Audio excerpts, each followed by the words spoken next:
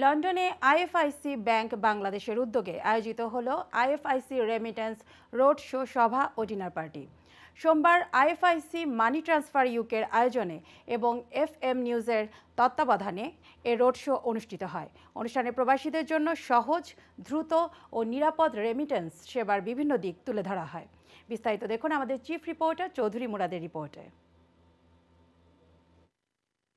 বৈধ পথে বাংলাদেশে রেমিটেন্স পাঠাতে প্রবাসীদের উদ্বুদ্ধ করতে আইএফআইসি ব্যাংক বাংলাদেশের উদ্যোগে অনুষ্ঠিত হয়েছে আইএফআইসি রেমিটেন্স রোড শো সভা ও dinner party.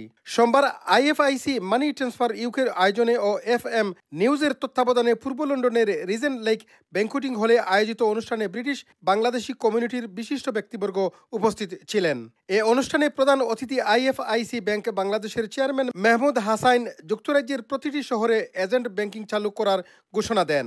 IFIC money transfer ইউকের এখানে আমরা যে আজকে রোড শো করছি, এটার একদম প্রাইমারি অবজেক্টিভ হচ্ছে যে আইএফআইসি ব্যাংকটাকে, আইএফআইসি ব্যাংকের প্রোডাক্ট রেঞ্জটাকে, আইএফআইসি ব্যাংকের যে আমাদের অবজেক্টিভ অ্যান্ড আমাদের যে commitment to the Bangladeshi diaspora through this IFIC UK money transfer. অনুষ্ঠানে স্বাগত বক্তব্য রাখেন আইএফআইসি মানি ট্রান্সফার ইউকের সিইও মনোয়ার হোসাইন।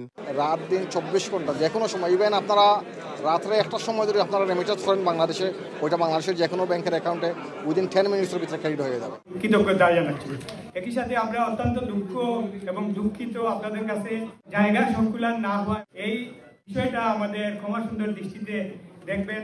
এ অনুষ্ঠানে বক্তব্য রাখেন বাংলাদেশ সেন্টারের দেলোয়ার হোসেন, প্রেস ক্লাবের সেক্রেটারি তাইসির মাহমুদ, বিবিসিসিআইর চেয়ারম্যান রফিক হায়দার, ব্রিটিশ বাংলাদেশ সলিসিটরসের নুরুল গাফফার, বিসিএর অলি খান এমবিই, ব্রিটিশ বাংলাদেশি ক্যাটারারের তোফাজ্জল মিয়া ও সাংবাদিক Faisal Mahmud. Chowdhury Murad, INTV news, London.